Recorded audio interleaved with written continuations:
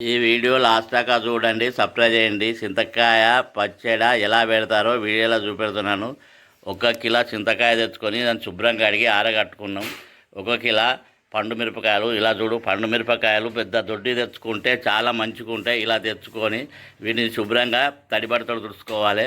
ఇవి కిలో చింతకాయ, కిలో పండు మిరపకాయలకు 1/4 కిలో ఉప్పు, కొన్ని మెంతులు ఎంచుకొని ఇప్పుడు ఈ చిన్న రోట్లే మొత్తం కచ్చపిచ్చ దంచుకోవాలి. మెంతులను ఇలా నోట్లో మెత్తగా ముట్టుకోవాలి, ఇలా నూరుకోవాలి. చింతకాయను ఇలా కచ్చపిచ్చ దంచి ఈ జాడీలో ఎత్తుకోవాలి. 3 రోజుల దాకా జాడీలో ఊరబెట్టుకోవాలి. అప్పుడు చింతగింజలు తీసేయాలి.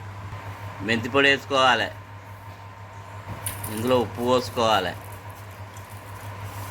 మొత్తం ఇలా కలుపుకోవాలి. కలిపి దీనికి పైన బట్ట కట్టి ఉంచుకోవాలి. ఇది పార్ట్ 1.